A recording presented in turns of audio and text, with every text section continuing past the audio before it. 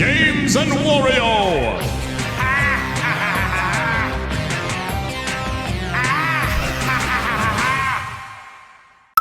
Hey guys, Marlon here from Games and Wario's channel, and now I feature you guys my Retro Bit Generations review, and this is rivaling the NES Mini.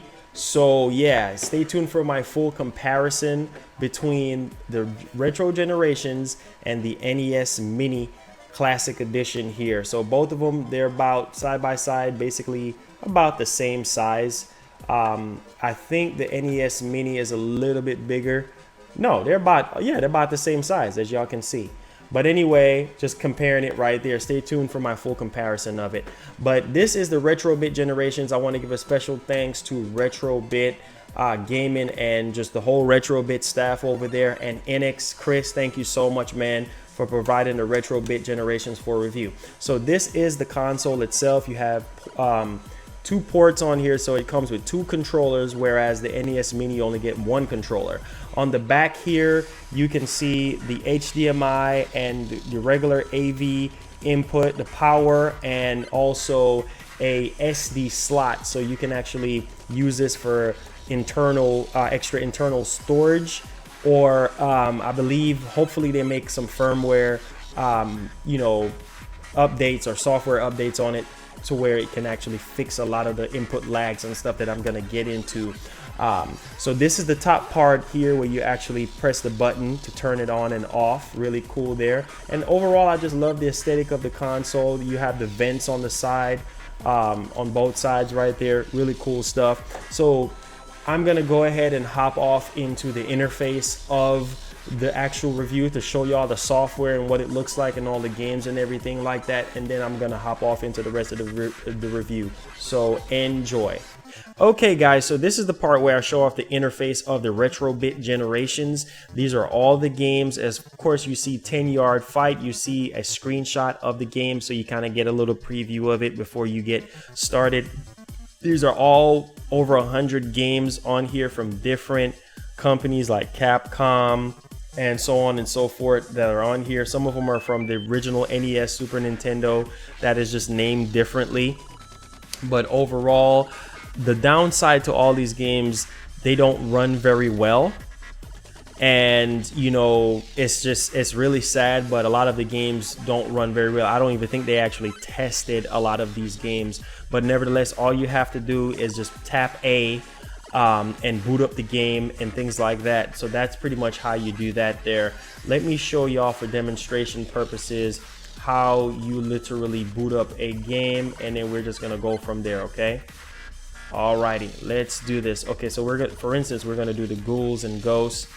So you can go ahead and hit start game, load progress. Of course, you have the settings, you know, you have the screen size, bump mapping, button mapping, and so on and so forth. You have information about the version of the game, and then you can just go back and then you can load progress. You can save. It comes with you know, built-in storage there, and you also have the ability to put in your own SD card in the SD card slot. So this is pretty much all the games on the Retro Bit Generations, over 100 of them. I really love the fact that you get a preview of the games before you boot them up. So that's really cool there. That's all there is to know about the interface of this. So I'm gonna go ahead and close this out and wrap up the rest of the review. Sorry, thank y'all so much.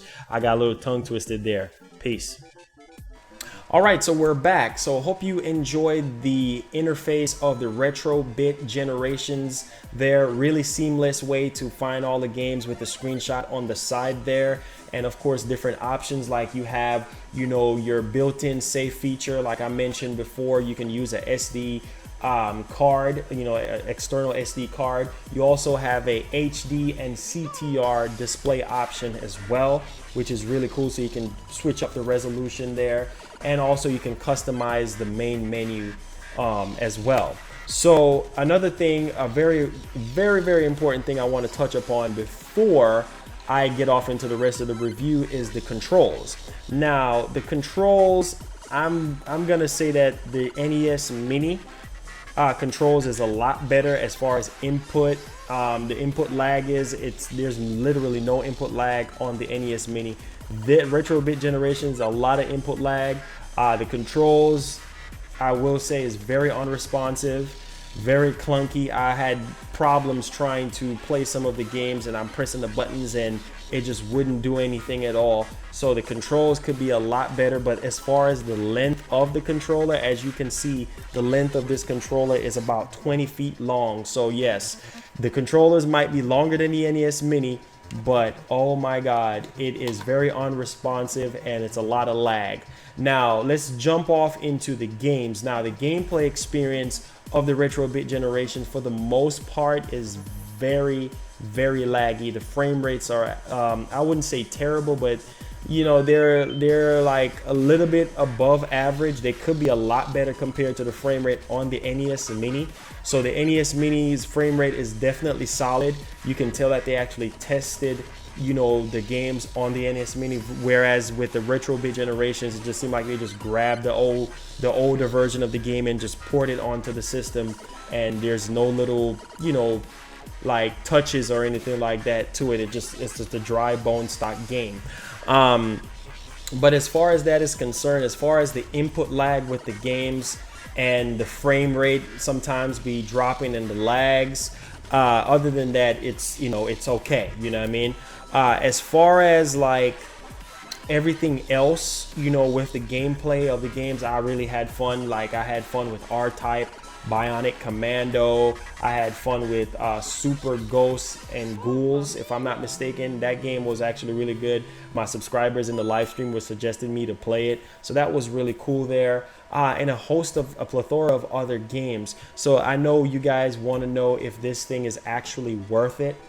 I'm gonna say that it is worth it to an extent because you get more value. You get two controllers with it, two Genesis-like controllers with it, which is really cool out the box. Another thing to note with the Retro Bit Generations is that it comes with a HDMI port and a AV port. So for people with older CTR TVs, you can hook up, you know, it comes with the cable so you can hook it up to your TV and play it like that. Whereas the NES Mini, I'm doing the comparison now, whereas the NES Mini only comes with HDMI. So, you know, the Retro Bit Generations give you a better option as far as, you know, the output is concerned. But overall, I had a blast playing with the Retro Bit Generations. Do I recommend picking it up? Yes.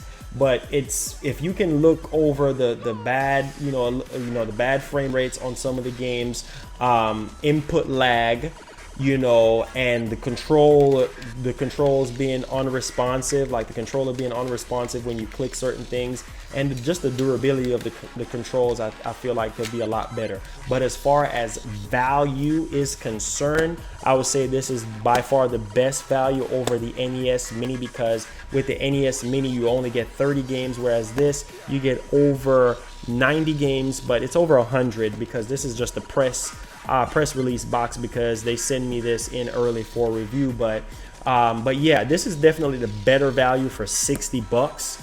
But the NES Mini just performs a whole lot better. It's just a lot more premium. The games run a lot better. There's no input lag, no frame rate issues or anything like that. But besides that, I do recommend you guys going out there, giving it a shot. If you can look past those things, it's not really a deal breaker, but it's bothersome. Thank you so much for tuning into my review. If you have any questions regarding anything that I haven't touched upon, feel free to leave it down in the comment section down below. Also, I even tried, because of the controller, I was thinking because of the input lag, I tried using a 360 controller because it's USB. You can actually use USB, and it didn't work. So you can't really use another controller to try to overlook the input lag. So there's no way to go around it. The input lag is there. The games don't run very well, and the controllers are unresponsive. Other than that, it's a great system it's a bang for your buck for 60 bucks. You can't beat it over the NES Mini.